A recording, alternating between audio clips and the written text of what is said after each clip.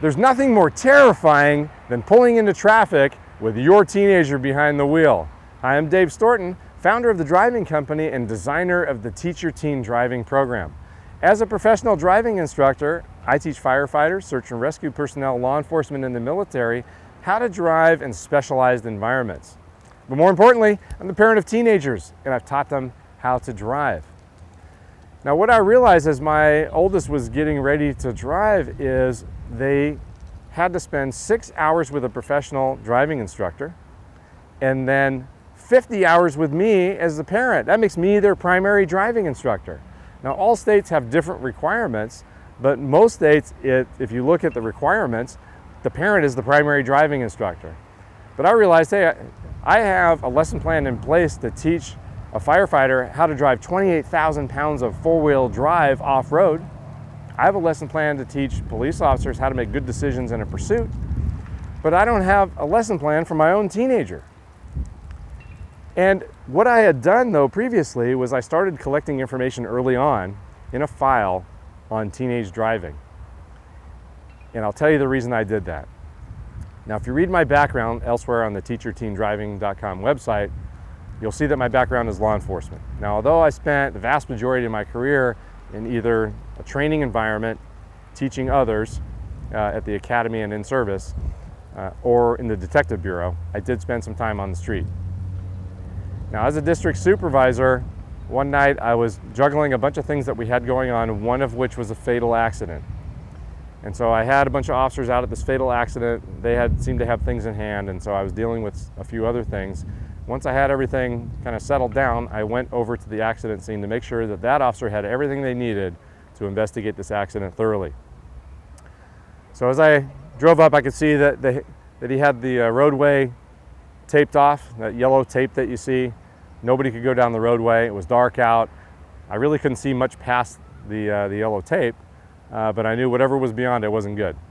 So I went up to the officer and said, hey, is there anything that you need, any or the resources that you don't have that you need to get this investigation done thoroughly? He said, no, boss, I think I have everything, but being the driving guy, could you take a look at this and tell me what you think happened? I said, sure. So we got our flashlights out, we walked past the yellow tape, careful not to disturb any evidence there, and I could see some long skid marks up to a guardrail where you could tell there was clearly a very, very hard impact. And about 150 feet beyond that, there was a body laying in the roadway. I thought, man, that's just tragic, you know? So I'm looking at things, and although we were gonna have the measurements done to figure out how fast this vehicle had actually been going, my estimate was about 70 miles an hour or better when they impacted that guardrail. And we walked over to where the body was, and just as we were walking up to it, I heard cell phone ring. And I knew it wasn't my phone. I looked at the other officer like, hey, you gonna answer the phone? And he looked at me kind of with the same look on his face, and it was then I realized that muffled cell phone sound I was hearing was coming from the pocket of what I realized then when I looked down was this 17 or 18-year-old young man laying in the roadway. And I thought, how tragic is that? The person calling him has no idea what just happened. And in fact, it's getting pretty late. It's probably mom or dad trying to figure out, hey, where are you? You're late. And they have no idea that their world is about to come crashing down around them because of this tragic accident. And I thought, my teenagers aren't that far away from driving. And this kid had no business driving as fast as he was driving on this roadway. I want to make sure that I communicate to my teenagers everything they need to know about driving to keep them safe and have them make sound decisions behind the wheel. So the next day, I went through all of my driving materials I have for all the professionals, and I pulled whatever was relevant and I put it in a file. I thought, okay, I'll save it for when I need it. And then over the next couple of years, whenever any teenage driving thing came up, I put it in the file. So by the time my oldest was ready to drive, I had all this information in a file. So now he's ready to drive. Here we go. I had all this information, and I think I did a pretty decent job of teaching him how to drive. But now my peer group is other parents with teenagers. And I was kind of known as the driving guy, hey, it's the guy that volunteers at the school all the time and tows the trailer for the marching band and takes photos and does all this other stuff. But we know he's a driving guy, so other parents would ask me, hey, my kid's about to drive, what should I do with respect to whatever? Fill in the blank. All kinds of questions. So I thought, I would really like to share this with other people. Because one of the most rewarding things for me as a driving instructor is when one of my students comes back to me, and this happens actually quite frequently, and says, hey, do you remember what you taught me about X? Well, I did that, and it saved me from getting in an accident. Sometimes not just at work, but with their family while they're on vacation. There's a concept called steer to the rear, which you'll learn about in this course. And I had someone come to me and say, you remember that steer to the rear thing you told me about? And it was designed for when people are driving in an emergency, because oftentimes citizens will pull out in front of emergency vehicles because they sort of panic. Well, this former student said, I was on vacation with my family and somebody pulled out. And I remembered steer to the rear and I missed them. That would have been a horrendous accident. So thank you very much for teaching me that. That's why I like teaching. But then, fast forward to when my oldest now has his license, has been driving for a couple of months, and he came to me and said, hey, do you remember you told me not to trust people's signals until they commit to a turn? I said, yeah. Well, I was about to pull out of the grocery store parking lot, and this lady signaled like she was going to go in there, and I thought, I remember what you told me, don't believe signals until they commit to their turn. So I waited, and she at the last second decided to go straight. If I had pulled out, she would have hit me. So I saved my teenager from getting in an accident. And that felt really good. Not only because I saved my teen from getting in an accident, but I saved myself a ton of money because he's driving my car. So I went through the entire instructional systems design process, and I created the Teacher Teen Driving Program, which I have designed to share with everybody. It's an online course that's very easy to follow. And the other real nice thing about it is there's a little collaboration area.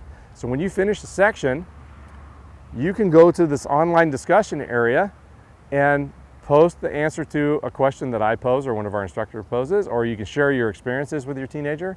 You can interact with other parents who are teaching their teenagers, and you can learn. And myself or one of the other driving instructors for the driving company, we monitor all that, and if you have a question, we're there to answer it for you. Because we monitor all that stuff, you need help, we are there to support you through the entire process of teaching your teenager how to drive. There are really 3 things that you need to do to teach someone how to drive. And that is communicate, educate, and evaluate. And that's an ongoing process. You don't do one and then the other and then the other. It's ongoing, constant cycle. Well, if I had the secret to how to communicate with a teenager, I'd be a bazillionaire.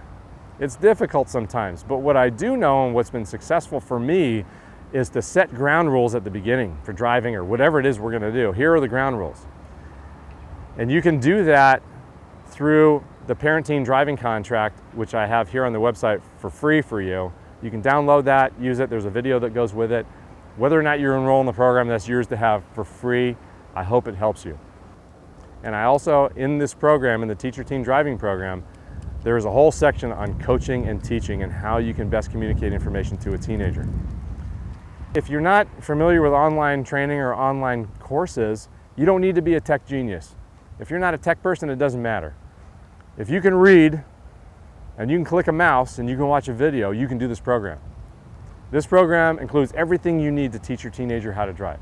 It's got more than 25 training videos in it. It's got learning activities, diagrams, tracking forms, evaluation forms, everything that you need to teach your teenager how to drive. So the educate part is all there for you. The evaluate part is all there for you. There's evaluation forms that, what does good look like? What does a good driver look like? Well, this form tells you that. And in fact, as my teens got better, they were able to look at that evaluation form and evaluate themselves. And they're pretty accurate with it. They know the areas they need to improve. Now, I find that driving is fun. And here's one of the other side benefits I got out of teaching my teenager. We created some really great memories, stuff we still are laughing about. But I created more of a bond with them, and we have better communication now about other things other than driving. Because they understand now how I communicate, and I understand how they learn, and that's helped me in many other areas with them. And if you think back to when you learned how to drive, when I think back to my dad now, he's passed on now, but some of my best memories of my dad are when he taught me how to drive.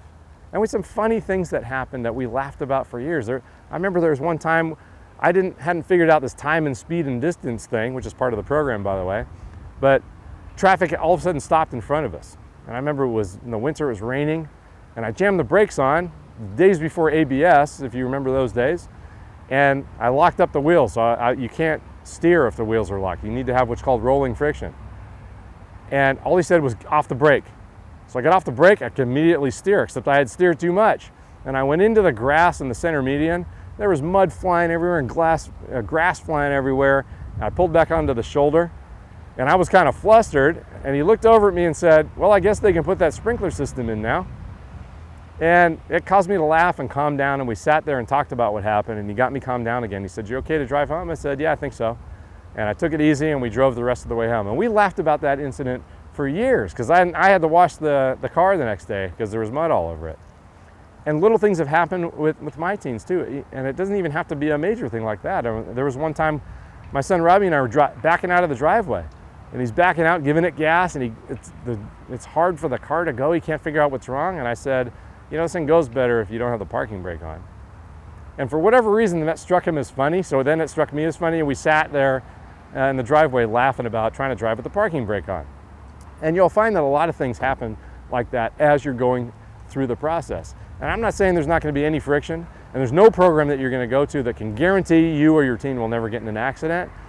But I can tell you that I have put my heart and soul into this program because I did it for my teenagers initially, but also for you and your teenagers.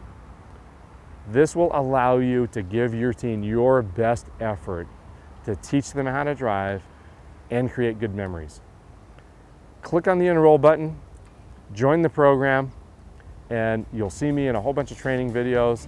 You'll have support from the driving company and other instructors at the driving company as you go through the process. Have fun teaching your teen how to drive, and I hope to see you in the program.